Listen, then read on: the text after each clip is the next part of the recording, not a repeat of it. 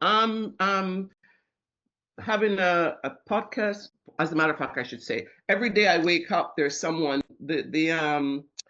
The email I got this morning was somebody in December says, "Oh my God, I so apologize." So this brings us back to where someone said on the phone, "Should we be following up every day?" He Hmm. says, "I'm so sorry. I've seen your follow-ups and I found this one and I just want to know if you're still interested in being on my show." That was in my email this morning. So it's kind of Perfect. nice that you wake up to people wanting Yes, you instead of you wanting them. exactly. Exactly. No, that's great. Great. Anybody Into else? March. I didn't hear you, Karen. I think you're on mute. I mean, I'm sorry, Jasmine. Nope, you're on mute. Ah, appointments booked into March Okay, as well. perfect. Yeah.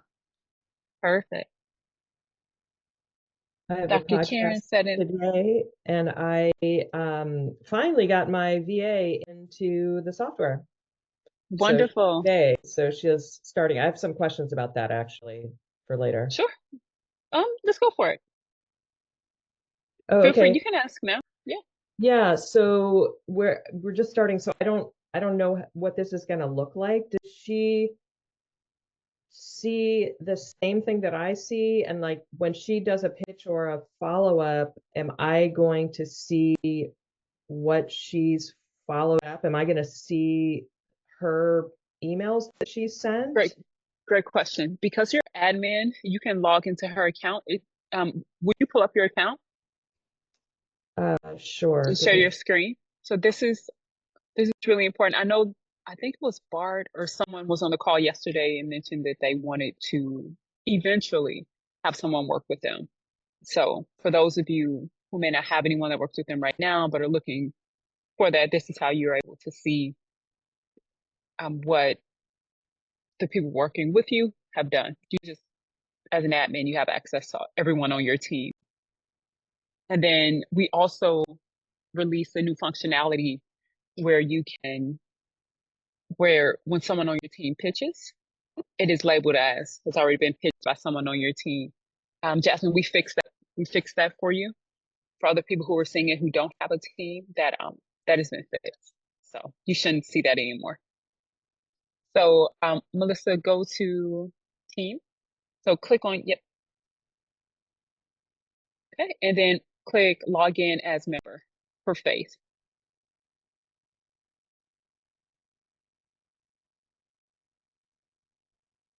And then go to mailbox. So you see in the upper right hand corner, it says that you're Faith now. Okay.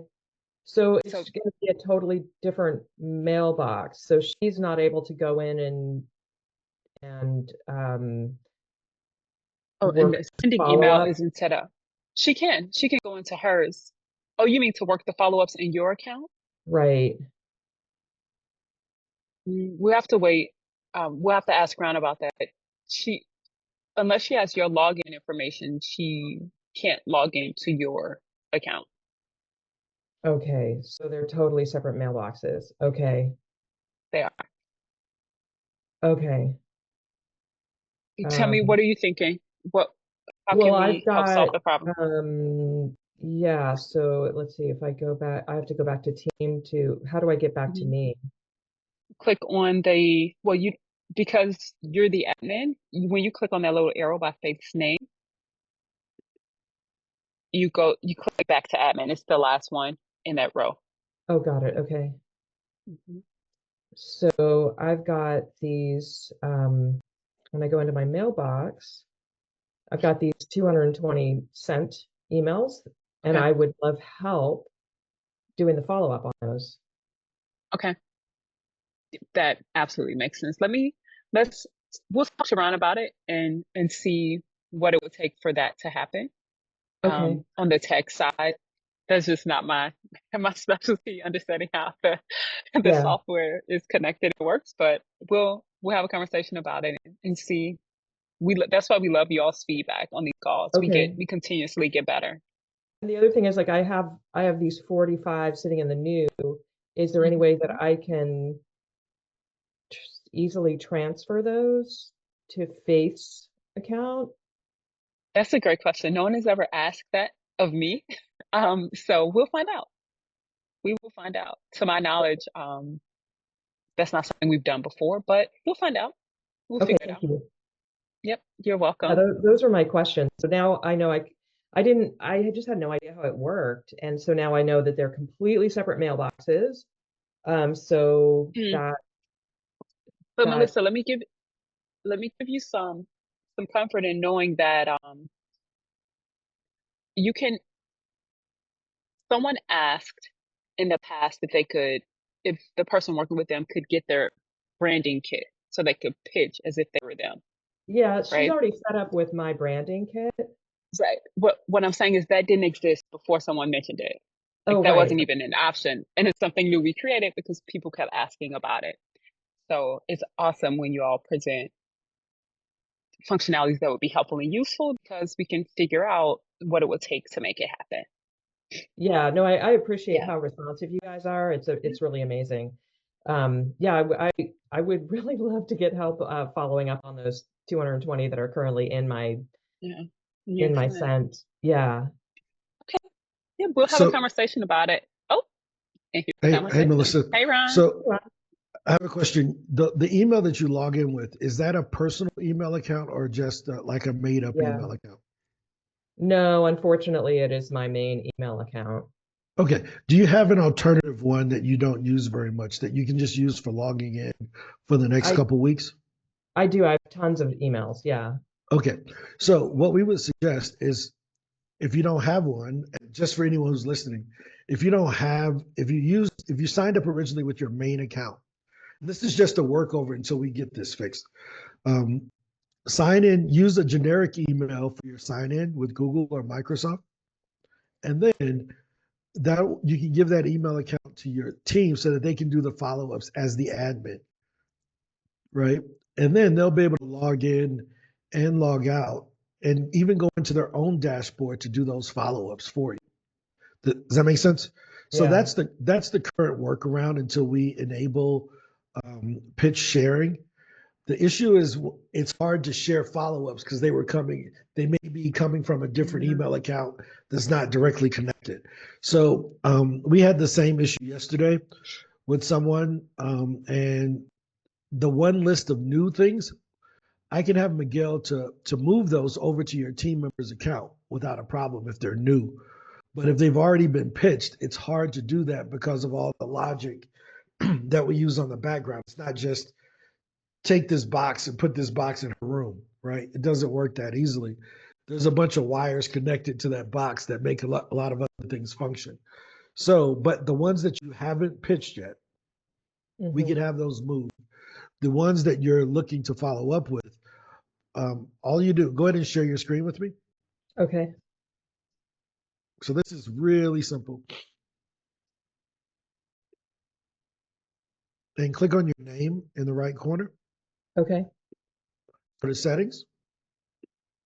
And right there, there's the login email. Right now, you use the Melissa at Melissa Dinwiddie. If you Mhm. have like a Melissa SH, or you can create one, Melissa SH at like Gmail, like a free one, and use that as your login for you and your team until Okay. she's done all the follow-ups. That way she can log in to the main one to follow up on the ones that you've already set up.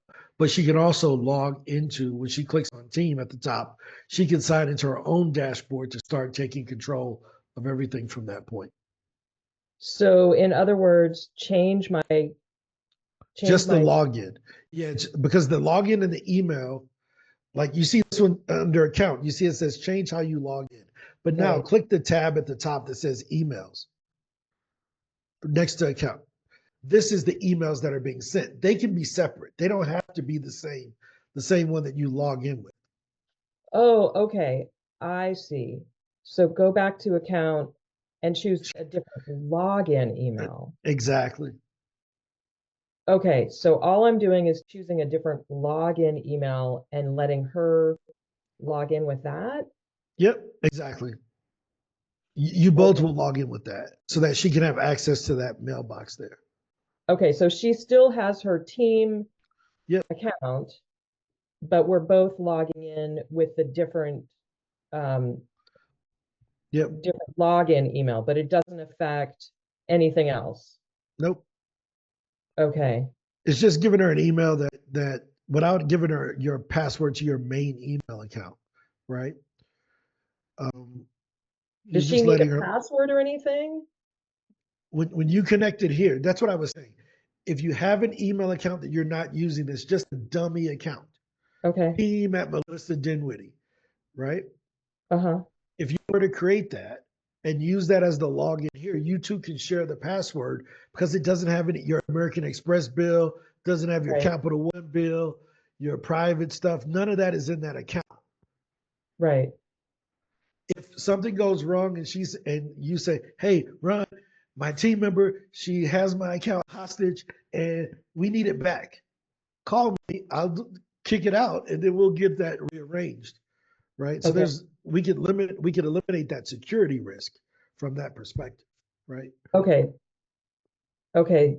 This is helpful to understand that the login email is not the same as the email sending account. Yep. Do you remember when you signed up? You signed up with the login email and then you connected the email sending one later on. Yeah, but I didn't really understand what was Oh, happening. yeah. No, I'm just explaining that's the way that it happens. So they're Yeah. separate. That's why you can And then connect to Google and send from an Outlook.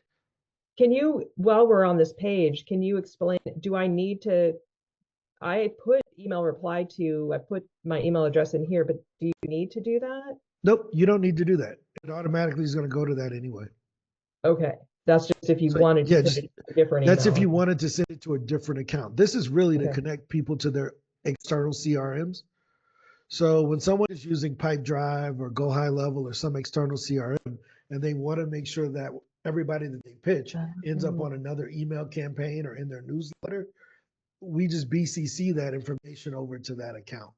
got it. So if I wanted to like put HubSpot or something in there. Exactly. But you take that one that's in there, just delete that out because Okay. that's automatically set to that. Okay. Got it? Okay. So put the dummy account and I click continue with Google in order to do that. Yep. And it's going to pop up and ask you which Google account you want to use. Okay. Got it. Great. Thank you. Yeah, no problem. Yeah, this is something that me and Miguel had a long conversation about it yesterday about how we could share a list, but so many things are dependent upon that list. And so it's hard to share. We already allow sharing of leads. When you upload your own leads, you can share them amongst your team because there hasn't been any action done to those leads just yet.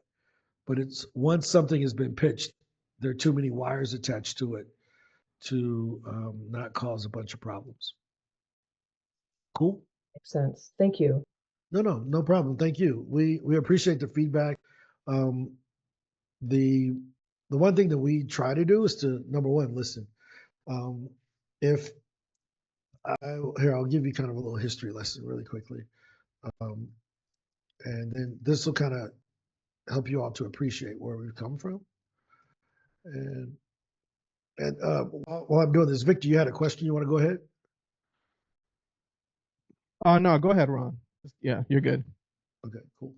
So I'm going to share my screen here and kind of show you all like the origin story. Like people like to know where you came from, right? And when I come in here and I click on this, right? Like this was the first time we ever connected Google on August the 26th, 2018. Y'all don't realize how excited I was when this page, my developer sent me this page. I was like, oh, I got software. Oh, this is gonna be incredible. And then, it took on a life of its own, but this is the original, this was the first screen that I ever saw live of what was at that time PitchDB, right? And then it continued to grow and we looked at like this was the first original search. Same DNA of what we currently have. We just hid the filters now, right? So a lot of the original DNA of the software is still there, but a lot of the things that you all are seeing is because of your feedback, right? So this is the waiting open sits. This is from 2018. October the 5th, 2018. Why? Because a speaker told me, well, I need to be able to track it, but I don't need it to be technical. I use a Kanban board. They were using Trello. Trello was the thing back in 2018. So we tried to copy Trello, and you could drag these things across and do all of this. So, but this is where we started. I just kind of want to show you all, like, what you're seeing today started as this really, really, really basic app that, we borrowed, begged, borrowed, and stole ideas from other people to eventually get to where we are. And, that same message still pops up today. Hey, that we got the bad email account, right? And we just kept developing the app over time. So this is kind of a great testimony to everyone that's here that, hey guys, we all had to start from somewhere. All of this technical stuff that you see, it didn't start as that. It started as this ugly gray app that was terrible. I mean, wasn't well formatted. I mean, we only had 278 conferences. Now we got 45,000, right? But everybody thinks you just jumped to this. No, it didn't start that way. It really started, you know, we had businesses in there, 87 businesses. Like, I mean, I just wanted it to work. So hopefully this is encouraging to you guys where, where you can see, hey, look, I start someplace and eventually I end up at this other place. And, I was looking at other people, what are they charging? And then we had podcasts, 10,000 podcasts. Yes. Like I bought this data from this one company about these podcasts. And so I just like to screenshot through this because it didn't always have AI. It wasn't always this glorious thing. It was a piece of crap, but I had to believe in it enough to, it looks a little bit more like it does today. Right? This is pre-Maria. Like if I had Maria a long time ago, it would have looked a lot better. But moral of the story, we just kept working at it. And hopefully that encourages everyone that's here that that's how it works with your career also. You just got to keep working at it. When AJ first signed up with us in April of 2020, AJ saw that app. That's the app that AJ signed up for, right? I think he's the person that's been with us the longest on it. He remembers the old, ugly PitchDB app that barely worked. Yes, I do. Hey, man. Hey, watch your mouth. Watch your mouth. Right? But he invested. I mean, he bought the biggest plan we had at the time. We were selling $97 plans. And AJ said, what's the one you got that gives me unlimited? I said, you give me $1,000. You can do whatever you want with this thing. Right? Because I had payroll to make. So I sent it that day. He sent $1,000. He has an unlimited account. Like it's the only unlimited account we ever sold. He has unlimited pitches, unlimited users. It's unlimited everything. But he gave me $1,000, and I had to pay Santiago 2 days later. So, and this is during the pandemic when none of us thought we would ever be able to go outside the house again. So, just to encourage you that where you started from doesn't determine where you're going to end up. You determine that with your hard work and your persistence on a daily basis, guys. So just keep at it. Like, I was talking with Lethea Owens, and she talked about how in her first year she did 173 speeches, and like several of them paid her with 2-piece chicken dinners. But she understood that the time on stage was the more important thing, right? She needed to get the repetitions in. But that's where we all started. I just needed customers. If you was breathing, I was trying to get you in PitchDB at the time. I didn't care. Like, yo, you got $97, you can have access for life. Now that same account that we sold for $97, we now sell for $8,000. So some of y'all are doing $97 speeches. In 8 years, you may be doing $10,000, $20,000 speeches, but you got to get the repetitions in. You got to be able to take the feedback. I mean, why do you think I'm so nice to y'all with support now? Because the support calls used to be ugly. I mean, they used to be I want my money back. No, no, no, no, no, no, no, no, no, no. I don't have your money to give it back to you. So you don't want your money back. What can I do? All right, so I'll let Jasmine go and then Ann, you know.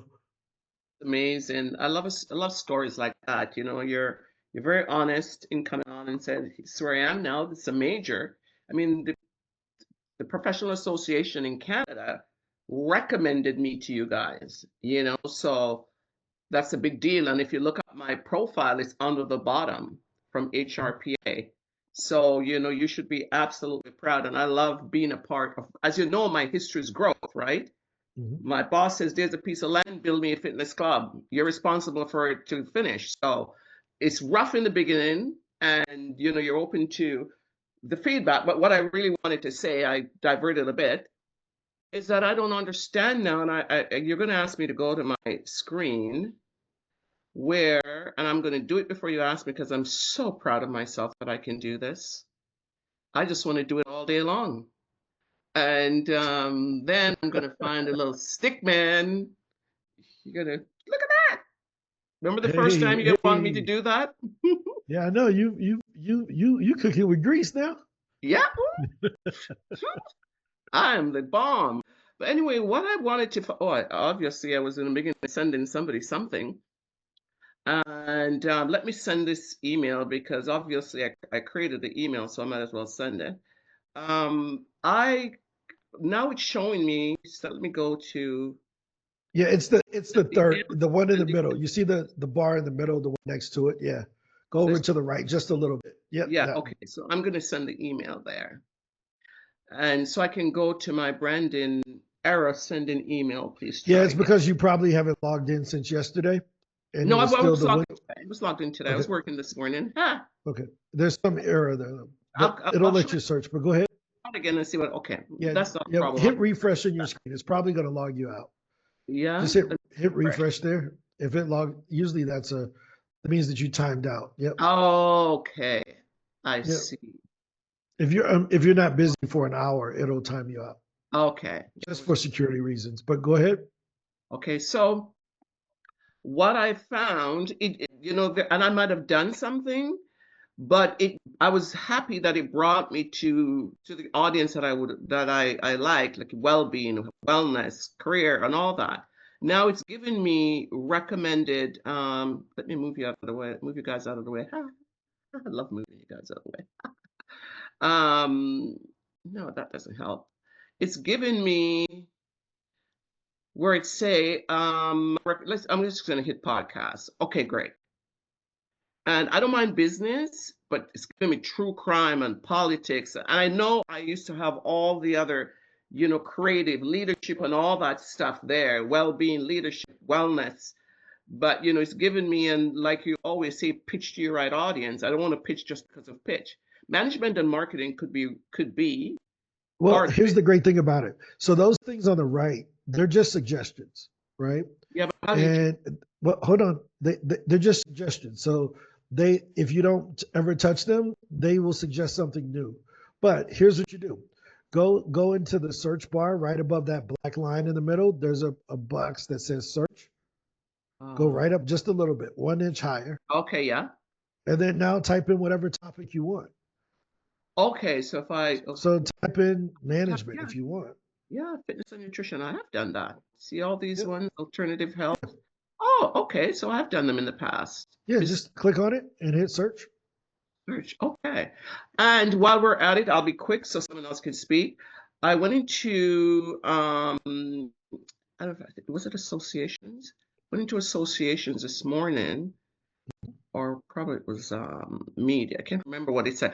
But at the bottom, it wouldn't let me search for something, you know, I would try to search for something and I would have a little circle around it with a Yeah, red. it's because you probably weren't logged in. Like that, you may have Oh, had the window open and you were moving around with what was stored in the browser, but it wasn't a live thing, so it couldn't reload anything. Just like you couldn't send the email, okay. All right. I'm done. right?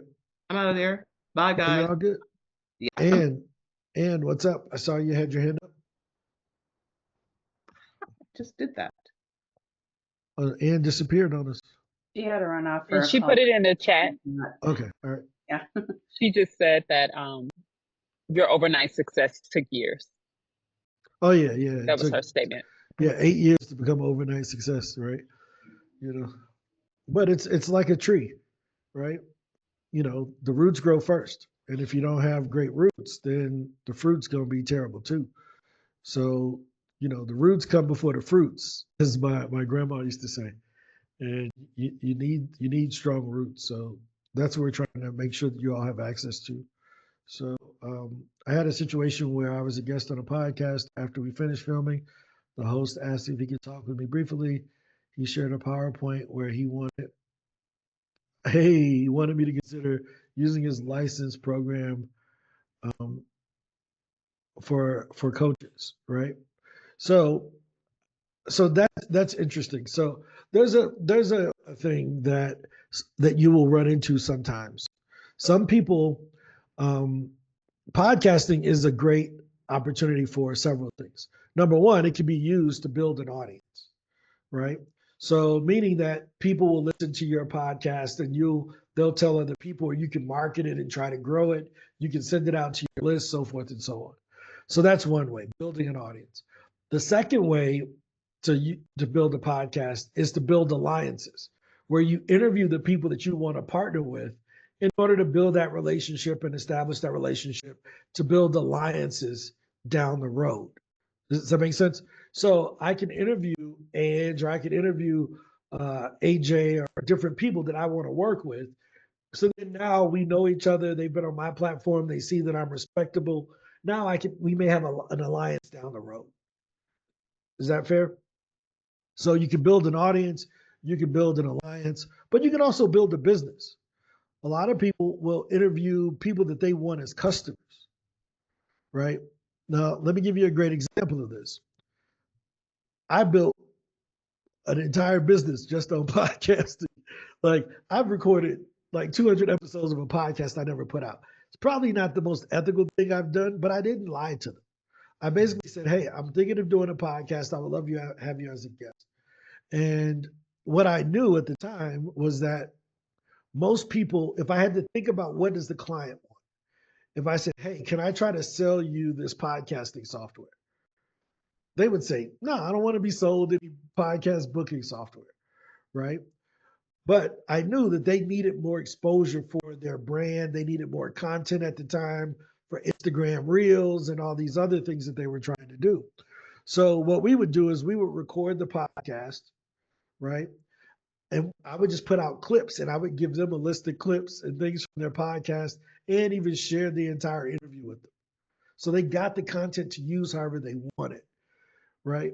Now, what did I get out of that? I got a relationship with this person, but now, I can follow up. Usually they're gonna confess, hey, man, I'm struggling with this, or I need help with this, or I needed help with this. So that, to me, that was a sales opportunity, right? But I had to give them something first, which was the ability to generate content. Now, back in 2014, when I first started doing this, nobody else was doing it. Now, a lot of people are doing that, where their purpose of building a podcast is just to interview potential clients so that they can build their sales list down the road. I don't think that there's anything wrong with that, as long as they they do have a podcast, they are being ethical, they are helping you to generate the content. And if they feel like they can help you, you have the right to say no to the help if you don't want it. But just know that there are people who use podcasts as a way to generate leads for their business. I've been one of them, and it's an easy way to build relationships with potential customers down the road. Um, so that's what that was, Karen, if that makes sense. Um, that happens sometimes. I don't know if Karen is still on here. Okay, I see her here. Yeah, that happens sometimes, and it's okay. You're not forced to buy anything from someone, um, and the content is usually good because it's another way for me to get. For me, it was like, yo, I'll go on anybody's podcast. I don't have to buy what they're trying to sell me, but I can get edited content. I get content with another person that's interviewing me. I get to show the world what I'm doing. If they send it to their list, they publish it in iTunes. It's more social proof for me. So there's a lot of benefits from that type of marketing. I just want to make sure that everybody understands that happens. And I know because I own a bunch of domains around it. We used to call it podspecting, right? Instead of prospecting, I own podspecting.com. And that was my entire way of building a business at one point when I was doing coaching and sales training. So yeah, that's what that is. I'm just replying to what's in the comments there. Any other questions, comments, ideas, topics that you all want covered? Because I got a lot to talk about. I just don't know what y'all want to talk about. I can show y'all more pictures of the ugly picture to me. No, I'm just playing. Back when the app was terrible and how it grew up a little bit. Let me ask you some questions with association. As for myself, Mhm. you recommend for associations for me, that should be a local thing for me. Well, I think everyone should start local because you can just drive to it, Yeah. right? Like you can drive, you can do it virtually, you build relationships with folks. There's a great uh, a great interview with a guy named Aman Ajay that we did at the Pro Speaker Summit. And Aman came from Iran and he didn't speak any English. His English was like very little. And in order um, to build his business, he went and bought the VancouverBusinessAssociation.com website. And he was surprised nobody had it, right? And then all he did was reach out to all the chambers of commerce and all the other associations and invited them to come speak at the at the Vancouver Business Association, right?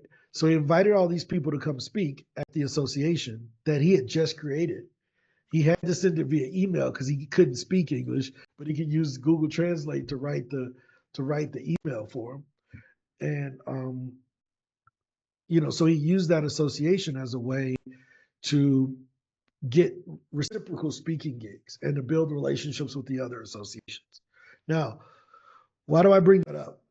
Because locally, usually there's enough opportunity in your own hometown to be locally famous. We just want the pat on the back to say that we flew somewhere else to do it, but there are enough people. Like, let me give you a great example. Jasmine, can you handle 2,000 customers tomorrow? 2,000 tomorrow? No, I would have to plan to how to handle it effectively, Okay. but I Can you could. handle 500 tomorrow? Yeah. So you can 500 customers, not speaking gigs, but 500 well-being coaching customers. I want to make sure because Yeah. if Yeah. it's wrong, my Yeah. answers will be bad, right? I could. Right. Maybe I could do 1,000 too. What's the population of the city you're in? 42,000. Right. You can get 500 of those people. right where you are. 500 of them need your services. Yeah. I mean, I'm part of the HRPA, Black Chamber of Commerce, and all that stuff. But, I wasn't looking at him that way because most of the way I was approaching him before Speaker Hub, you go there, they invite you on, there might be a trade show, and then they ask you to become a member. And the membership sometimes is not that. Yeah. What city are you in? I'm I'm gonna give in you a hack. Mississauga and Toronto, 30 miles out of Toronto. Okay, so you're really in Toronto. Yes, yeah. Okay, so don't be telling me 45,000 people. I know. Toronto got millions. Yes. Within 30 minutes of where you are, it's 3 Yeah. million people. 3 million. That's 3.2. 500 people. You never have to leave Toronto, right? Yeah. Inside of your Speaker Up account, just the associations in Toronto. Could we be able to bring that up? Uh-huh. Yeah. You go to associations and right in this thing, you type in this word right there. Ah, baby. And there's 33 of them. There's the Chamber of Commerce. There's a bunch of other ones. I'm not necessarily bringing up Toronto though, is it? Toronto. Okay, that's Toronto, Toronto, Ohio. Ohio. Okay, that's fine. Let's see which one I don't care. where is this at? America Yeah, I League. know, but hold on. Wait a minute. Toronto, Ontario. Wait a minute. Toronto, Canada. Yeah. Put that in there. There we go. No, Oh. No, it's there's still 800 of them, right? it's bringing up not Canada though, unless they're part of Canada's a part of New England. Well, a lot of these are on the border. Oh, of the states, right? Colorado, Canada, Colorado is a little bit Okay, far. 1 second. Yeah, that's still far away. We Yeah. got to find the Toronto, Canada. Let me Put put a in, comment in there. just put Canada up there and see what happens. Yeah. So, Ange, can you have, because we have the countries, can you have, send a note to Miguel that we need to add countries to the association filters? Canada. Yeah. What the heck? There's a lot of Canadas in the U.S. Holy Yeah. crap. Okay, this is British Columbia, but it still got it under United States. How? Okay. Yeah, Uh, we got to get that filter right because uh, we got thousands of things in Canada. No question. Right. yes. That's what I was So looking for, yeah, because there's an issue there, but we'll get okay, that figured out for you. conferences, I'll go anywhere for conferences because that's what we do from the wellness business. We go all over the place for conferences. That I don't mind. But for some associations and some, I've got it. My Toronto, my big Toronto podcast is on the 27th, which I'm excited about because he's been a major part right in the heart of the city of Toronto downtown.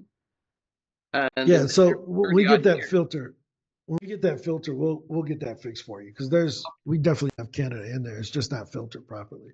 Okay. It's missing the countries. Okay. But yeah, but I would reach out to those guys and a couple ways to do it. One, about 2 weeks ago, we talked about creating your own platform, right? I promise you, none of those presidents of those associations are ever getting invited on the podcast. They're never getting invited to be interviewed on anything. Create your podcast and interview the people that you want to work with. That's what Iman did, right?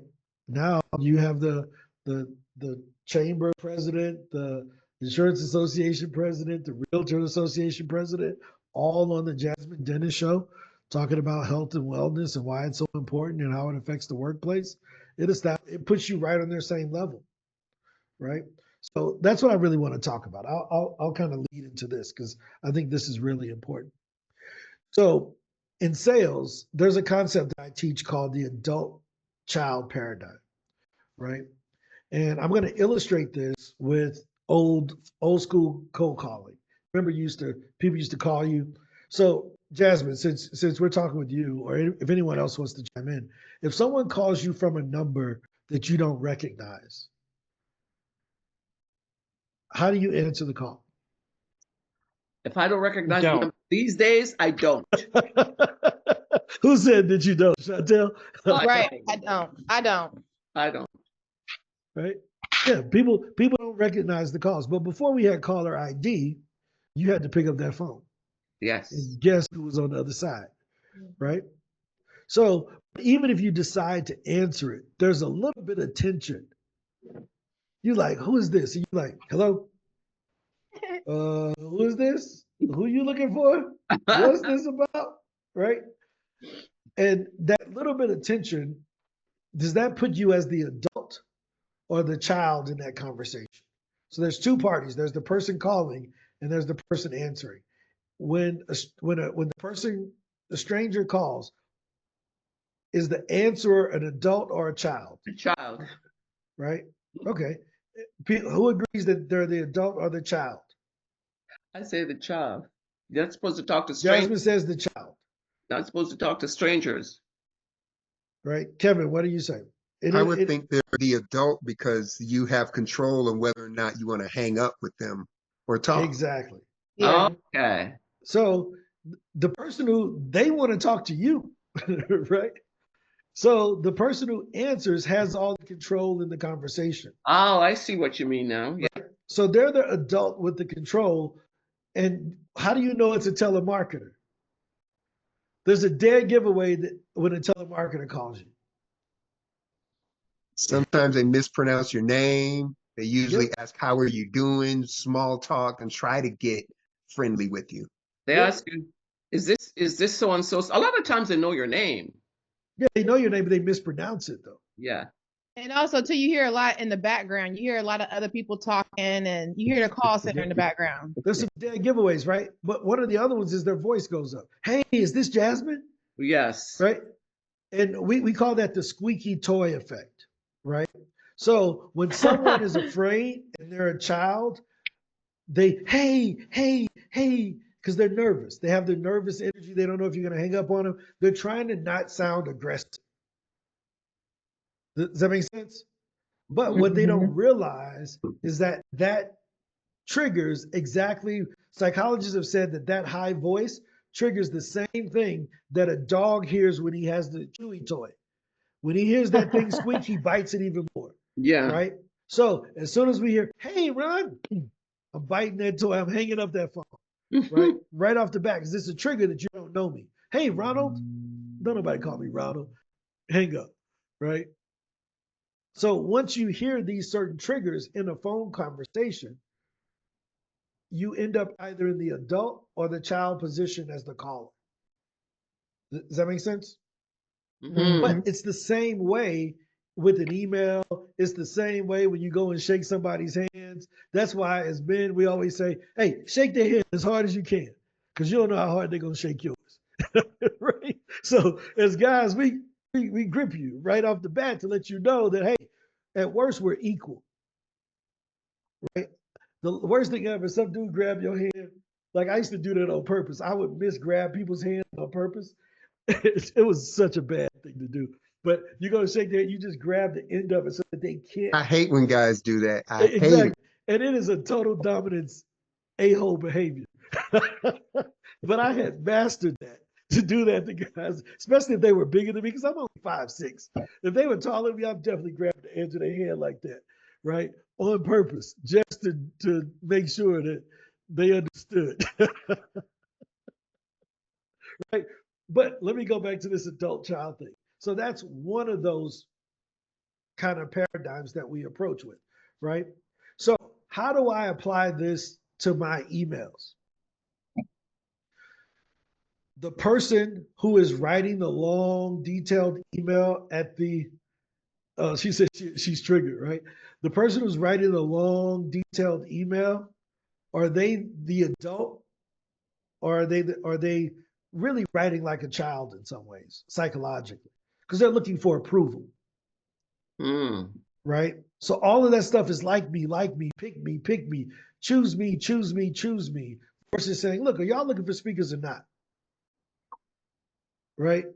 So can you imagine, I like to use Bart as an example, even though he's not here. Can you imagine Bart begging anybody for anything?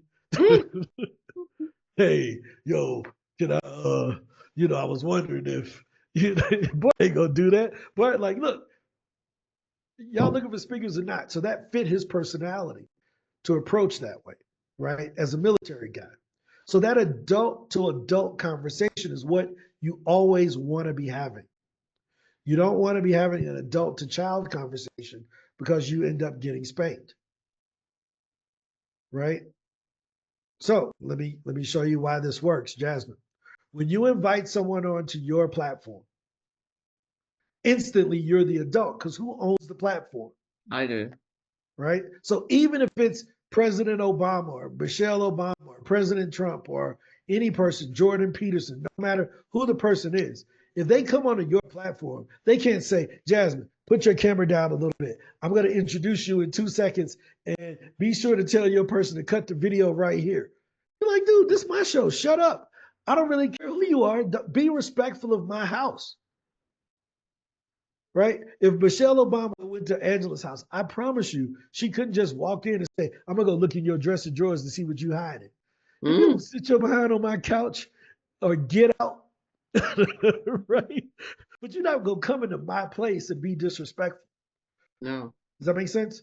Yeah. So that adult to adult frame, by having your own show and inviting them on, automatically aligns you next to them.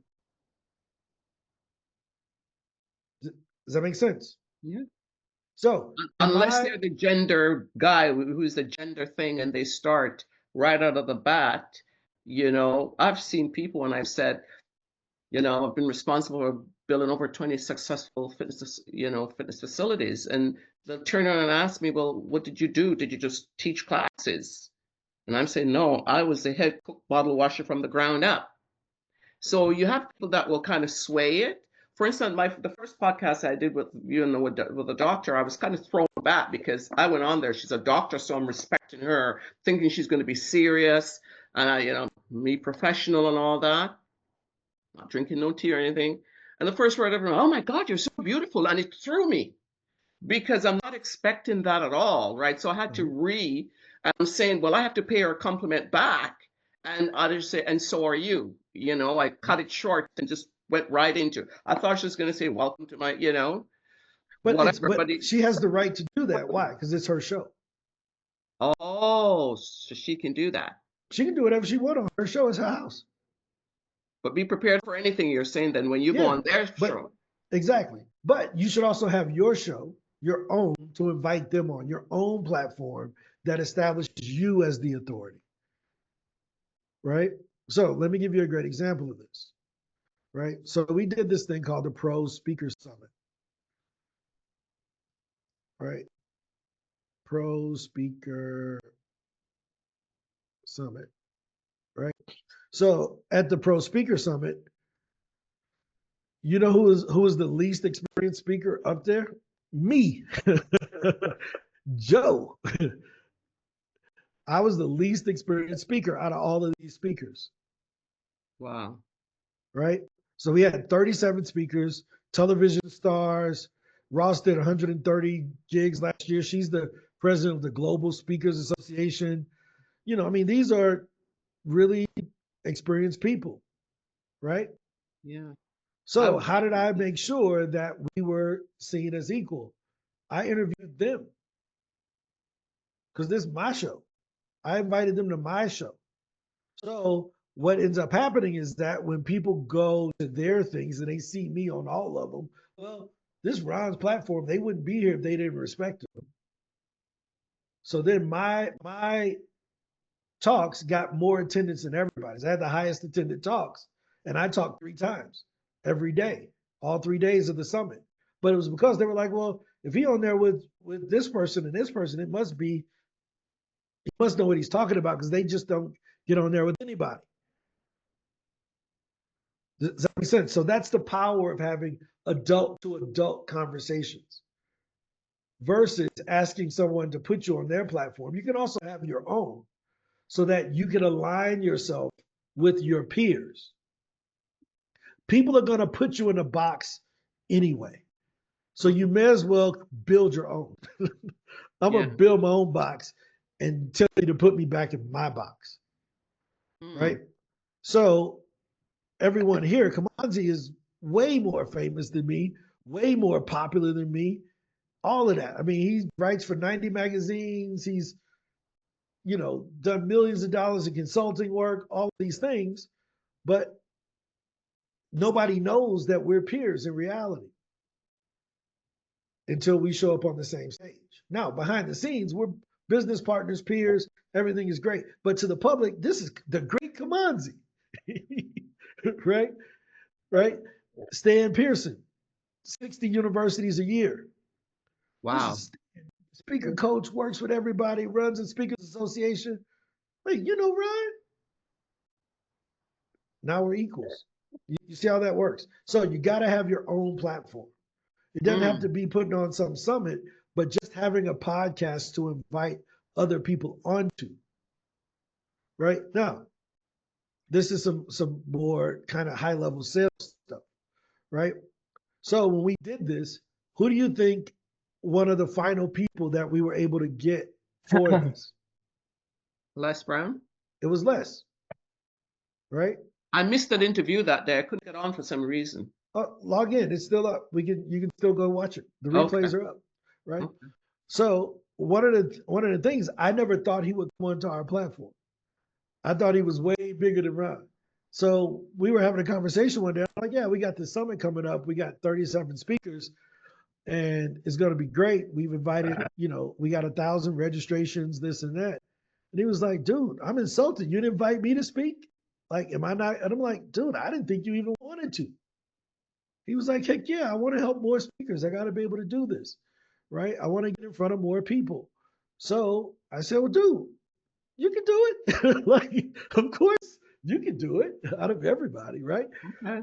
But my little bit of insecurity didn't want to deal with the rejection of inviting him and him saying, man, I ain't about to work with little video speaker hub, right? But that's me getting in my own way. And but that's how it worked. Does that make sense? Or not, a big guy's not going to look at you and say, "Oh, what's your, how many people you're, because the podcast I did, she laid out exactly what's going to happen. We'll promote you for 6 months. She laid everything out. Mhm. So So I mean, I think the thing is this: if they say no, you're still in the same position you were in before you talked to them. So you didn't lose anything, right? It's not as if they say no and you lose $10,000. There's no negative debit to your account for every no that you get, right? There are a lot of positive debits for every yes that you get.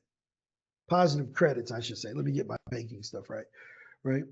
So, we want to make sure that we're giving ourselves the right opportunities to succeed, but from the right frame.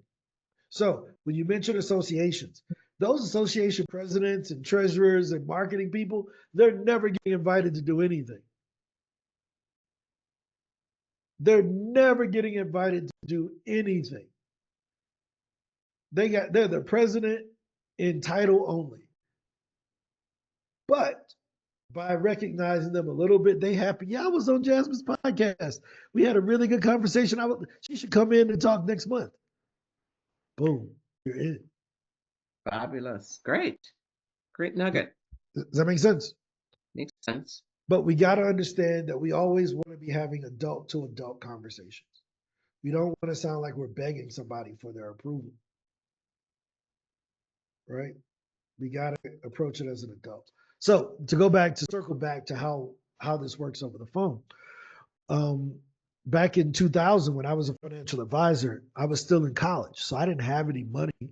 I knew the knowledge of how to invest money, but I didn't have any real money to invest because I was just a college student.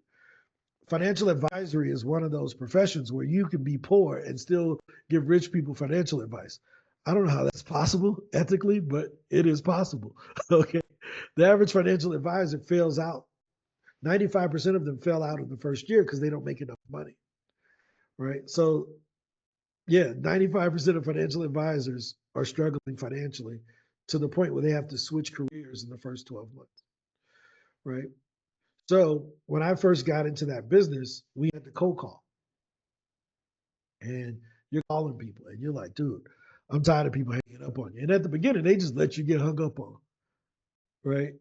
Because unless you've gotten hung up on a lot, you won't appreciate when they give you the skills on how to not get hung up on. So, hey, this is Ron's story. Is this Angela Lewis? Click. Shoot. Hey, Jasmine, click. Hey, Janessa, she going through it right now. Click. Hey, is this Kevin? Click, right? And then I learned an easy technique that just got me in with everybody, right? So you want to role play with me, Kevin? I'm gonna cold call you. I ain't done this in years, but I still think I can knock a little rust off to kind of show you, and you'll see the difference in how I would approach it, right? Mm-hmm. See you later, Chantel. Good to see you. So we're going to close out with this. So we got 2 minutes. But Kevin, real quick. So let's say the phone rings. Ring, ring. Hello. Kevin? Who is this and what do you want? Oh, I'm sorry. I'm scared. You kind of scared me a little bit. Hey, Kevin, this is Ron's story. Is this a good time? Got to make it quick. What do you want? Oh, sure. No problem. Hey, do you know Angela Lewis? Yes, I do. Oh, okay, cool. Angela is a mutual friend of ours, and she had no idea what you were doing regarding financial advising, but she thought it would be a good idea if I were to introduce myself. Can I take you to coffee or lunch sometime? Oh, well, I guess if you're good friends with Angela, right? So that I got it. That was a deal closed, right? So, but the one thing that I did notice, I called with like Kevin, like, hey, is this Kevin? Like the question in my voice was more not, hey, Kevin, trying to find your approval. It was more of, did I dial the wrong number? Like, you know, how people would be like, oh man, Kevin, I didn't realize this was you. I called the wrong house. Right? So that's what we used. We wanted to sound like a friend who had dialed you by mistake. And when they recognized your voice, they were like, Kevin? You was like, yeah, who is this? I'm like, oh, my bad. Yo, you know Angela Lewis? And then I go into the referral right off the bat to make him reject Angela. I would Does never this make reject sense? Angela ever. Right? So I went straight to the referral for that reason, and then just kind of let her off the hook. She had no idea what she was doing regarding financial advisory, but she thought it would be good if we introduced ourselves. Can I take you to lunch sometime? I made an offer to him. And I like free lunch. Right? There it was. Right? But I was going to back that down to coffee because I said, can I take you to coffee or lunch sometime? And all you heard was lunch, but we really was going to go to a $2 Starbucks or something, Tim Hortons, right? But that's how we got in, right? It was speaking from a position of authority. You know, hook, story, offer is still the same thing. I had the hook, which was Angela. I told the story of how we met and what I was there for, and then I made the offer. Can I take you to lunch or coffee sometime? That's really what we do in that email, right? Hey, are you looking for speakers? If so, I do this. I would love to hop on a quick 10-minute intro call. That's the gist of our outbound emails, right? So as you start pitching more people, whether it's the local associations or podcasts or conferences, use that same format. Ask ask it to verify that you're talking to the right person. Tell them the value that you offer them, right? And then make your offer. Hey, Kevin, are you this person? Yes. I do this. I would love to have you on my podcast sometime. Right? Hey, I do this. I would love to set up a quick intro call to see if I can add value to the local chamber of commerce. Right? So you would do the same thing in an email? Yep, same exact email. Here, I'll give you the email. Right? Right. So I have this cold email formula that we put together from years ago, and it's still the same one that we use. This is what the original email that you all have. Let me see if I can zoom in. How do I zoom in? Edit, zoom. Wait, 1 second here. Zoom in. Okay. Shift that period. Okay. Shift that period. Okay. Right. So here's the basic copywriting. It should be no more than 5 sentences. Tell them I got your information. Right. Hey, I saw you were a speaker on LinkedIn. Hey, I saw you were the marketing director for the local chamber of commerce. Right. I help such and such to do this thing. Right. Ask for a quick intro call. Leave out the niceties. They know it's not genuine because they don't know you. Put spaces between the emails, just like I did between these sentences, because they're reading it on their phone. Does that make sense? So if you saw the emails that I showed yesterday to Darshana, you saw they were very quick, four sentences, followed this format, and they had a space in between each line. Hey, are you still looking for guests for your podcast? If so, I would love to know what are the next steps. Are you open to a quick intro call? You don't put your calendar link in there. You save that for the reply. Make sense? So this is adult positioning. It's no different than, like I always use, dating at the bar. Hey, are you single? Yes. Okay. I'm Ron Story. I would love to take you out to coffee sometime. Are you free this week? Boom. That's my same 5 sentences. If I go over and I say, hey, I'm Ron, and I own this, and I do this, and I travel all this time, and I love to do this, and my last 5 girlfriends said this, they're like, this dude's a weirdo, and he's insecure. Why are you telling me what car you drive? Why are you flashing your watches in front of us? Like, dude, what are you doing? Leave the insecurity in the car, bro. Right? It's kind of the same thing that we just got to be able to talk in an adult to adult conversation. Was this helpful, guys? Had you ever heard of that type of when I explain it, you kind of can visualize it and you can recall when that's happened to you when you're on the other side. But we got to be sure that as trained professionals that we're talking adult to adult and be willing to take our yeses and nos as adults and move on. But we don't go cry and say, oh, they said no. I reached out to 15 people and only one responded. Who cares? Put your big boy pants or your big girl pants on or whatever kind of pants you wear. Put them on and get back in there. Right? Yeah, it doesn't bother me when someone says no. No, I mean,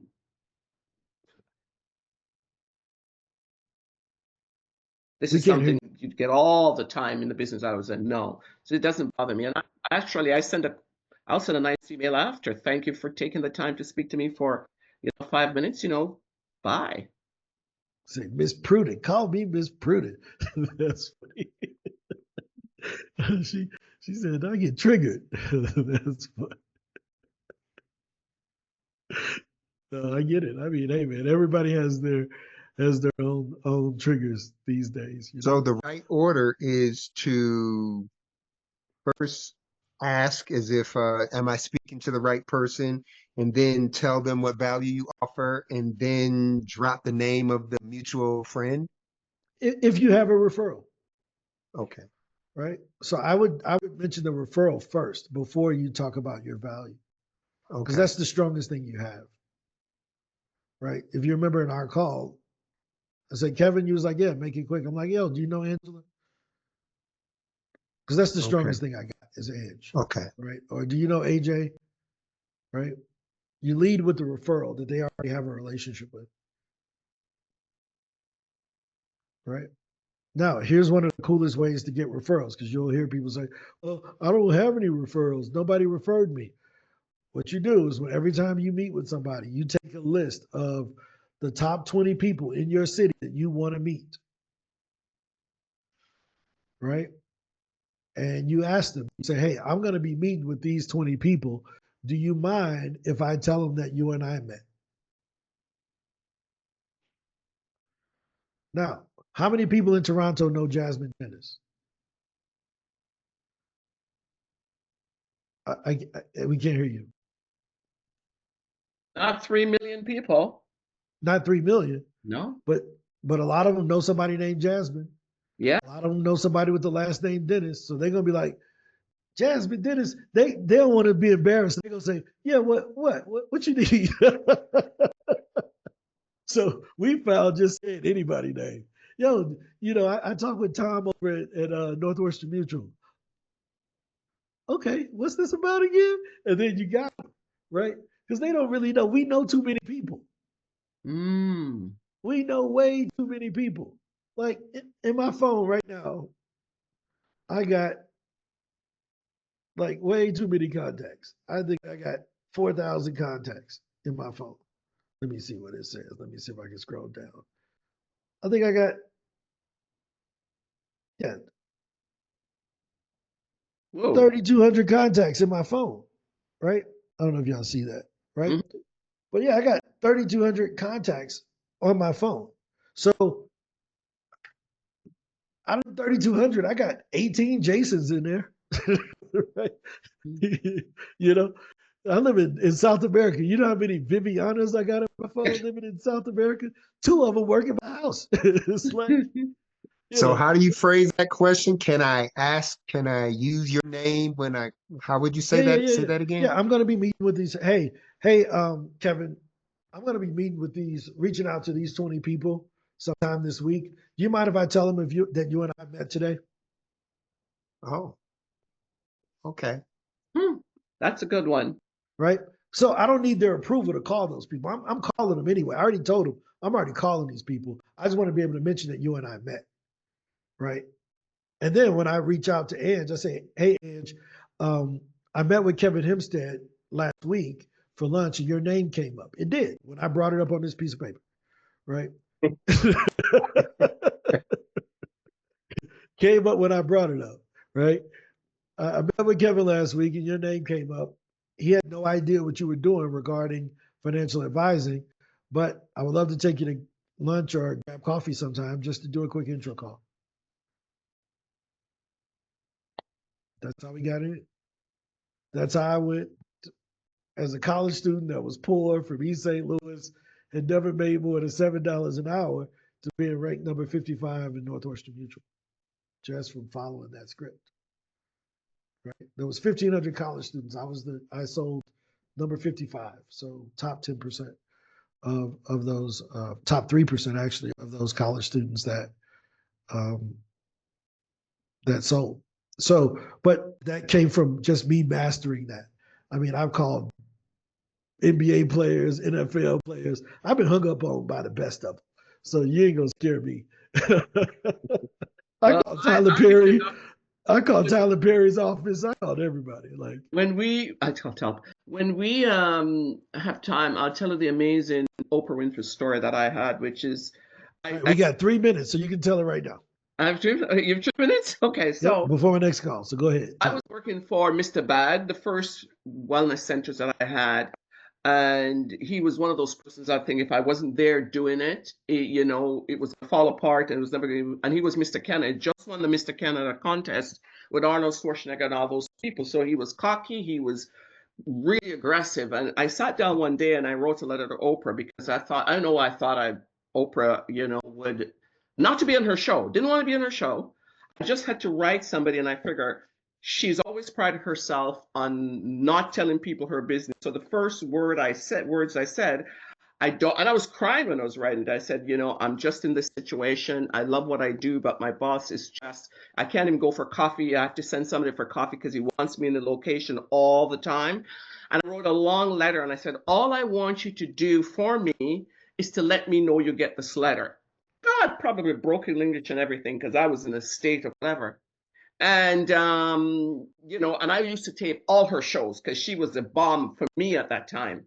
And, I said, I just want you to know, I said, this is who I am.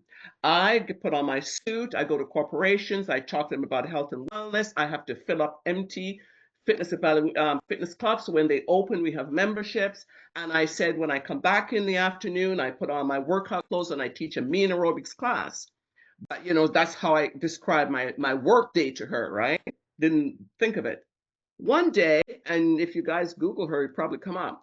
One day, my best friend is Italian, so she calls me speaking half English, half Italian. She says, "Oh my God, you gotta watch the Oprah show tonight. I'm coming over to your house." So she comes out, and it's the first time I'm experiencing split screen. And she comes out, and she said in a suit, and she says, "My name is Jasmine, and this is me. When I go out in my business suit." And then the split screen, she had on leotards, which was the hot thing, that time. And this is me when I'm teaching my class, says, right? So that was enough for me. So I didn't think anything of it. I tried for many years, never get on her show, and I'm freaked out that she let me know she got the letter. That was just enough for me. She announced that it was her last season, and I said, girls, I got to go see Oprah. This woman has been instrumental in my life, given my sanity, and she might not know me, but I want to go be on her live show. I sat down in an email, and I sent an email, didn't think about it. 3 days later, I was on my computer, and I saw from the Oprah Winfrey Show, you have 5 tickets. I drag anybody who couldn't even flag. We piled in my car, and we drove from Canada straight to Chicago.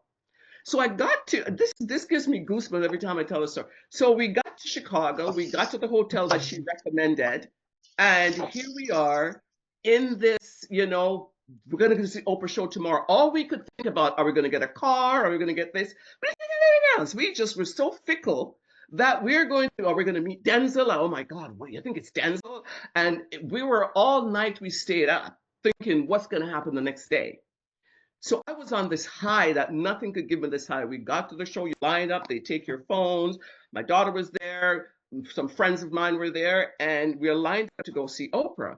And I'm just excited and I'm giddy and I'm talking to everybody because I think this is the best thing. I am just this miracle worker. We got in the show. I was disappointed. I figured she didn't give me front row seat, but I didn't mind because it was like a stadium. So I was up high. My friends are up high and they're all bitching. Oh my God, if she's giving away something, we're not going to get it. We were that fickle. We sat in the show. She comes on, and the girl that warms up the audience come on and says, "Are we ready to see Oprah?" And I am so out of my mind with anxiety and happiness.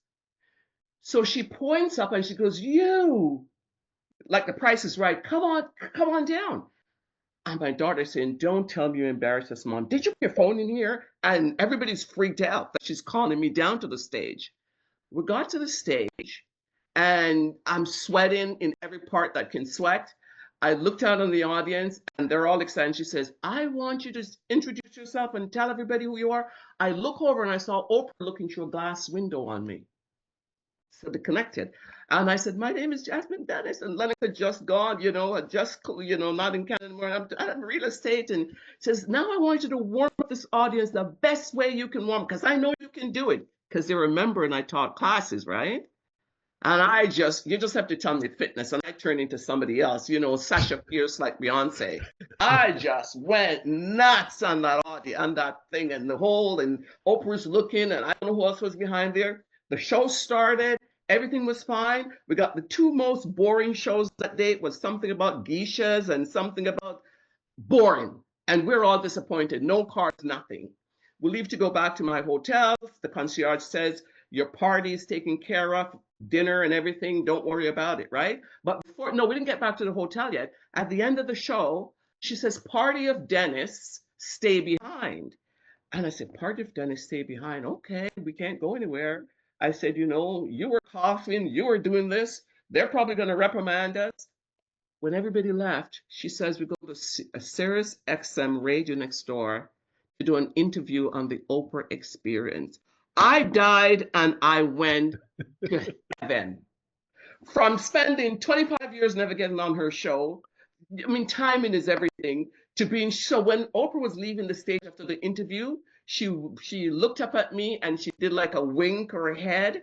And when I came down now to go to the Sirius XM next door, the girl said to me, "How do you like that shout out from Oprah?" So from that letter that many years ago, she got me on, oh, there's this girl that wrote me many years ago.